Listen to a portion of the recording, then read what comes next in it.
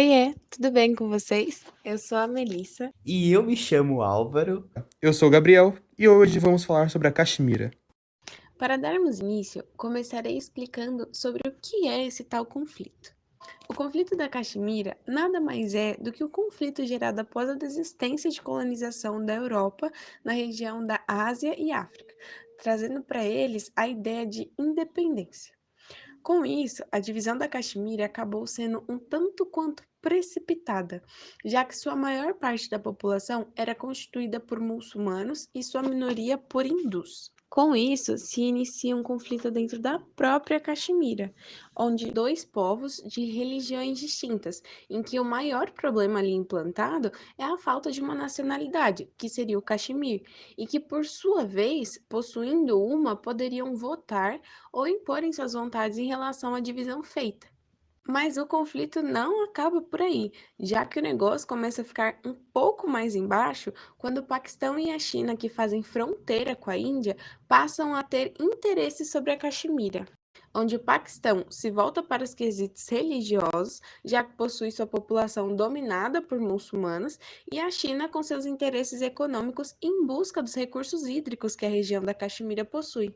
Com a falta de uma nacionalidade, acaba sendo gerado um conflito entre esses três estados, já que a Índia não quer abrir mão do território e que, nitidamente, se a Caxemira pudesse se impor, venderia para a entrega da região para o Paquistão, considerando que mais da metade da população é constituída por muçulmanos.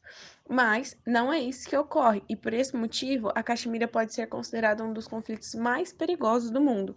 Além disso, a Caxemira possui uma região de aproximadamente 20% do Himalaia, em que quem possuir aquele território terá visão sobre os demais países que fazem fronteira com os mesmos, trazendo consigo a ideia de superioridade e controle sobre aquelas áreas. E é exatamente aí que está localizado o grande problema, já que esses três países possuem armamentos nucleares, mas não possuem uma fronteira prontamente demarcada por barreiras ou coisa parecida. Na verdade, suas fronteiras são divididas e separadas por frotas militares, o que torna esse conflito uma verdadeira bomba relógio que pode se explodir a qualquer instante, fazendo com que todos estejam em um constante alerta em todo o tempo.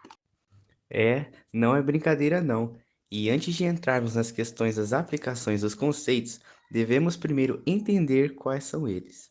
Começando com o choque de civilizações, são conflitos que ocorrem entre nações de diferentes civilizações e que tomou uma proporção maior após o fim da Guerra Fria. Seus principais motivos para os conflitos seriam entre povos pertencentes a diferentes entidades culturais e religiosas, o que é contrário do que se pensavam, ao crerem que o motivo de tantos conflitos seriam as diferentes classes sociais. Acontece que, com a intensificação da globalização, houve um aumento significativo da interação dos países no sistema político internacional, havendo uma maior independência dos estados, fazendo com que isso os afastasse cada vez mais, acarretando em confrontos e disputas religiosas, ideológicas e políticas constantes. Já com relação ao orientalismo, de maneira clara, se refere a uma divisão do mundo entre duas ideologias, implantadas durante o colonialismo no final do século XIX, sendo elas o Ocidente e o Oriente.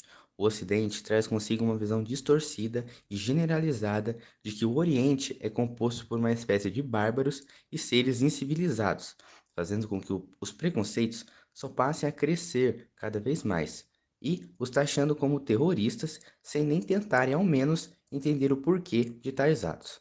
Ou seja, se são apenas ataques gratuitos, se são defesa ou ato de resistência contra atitudes tão preconceituosas. Bom, agora que já aprendemos sobre o conflito, o choque de civilizações e já temos bem fresquinho na mente sobre o que é o orientalismo, devemos ressaltar a ideia de que apenas o choque de civilizações se enquadra nesse conflito, já que o Ocidente não está diretamente ligado a nenhum dos países e com nenhuma opinião sobre esse caso. Já o choque de civilizações é nitidamente visto no quesito religioso, onde o Paquistão quer aumentar o seu poder com mais pessoas de sua mesma religião e que possuem os segmentos de uma mesma cultura, ao contrário da China, que tem seus interesses totalmente econômicos e territorial, querendo também ressaltar a ideia de poder deles sobre aquelas áreas, mas através de uma estrutura econômica e através de uma ideia de querer poder controlar não só a Caxemira, mas também todos os países que com ela fazem fronteira. Esse foi o nosso trabalho. Muito obrigado por ter escutado até aqui. E tenham um ótimo dia. Beijos! Beijo!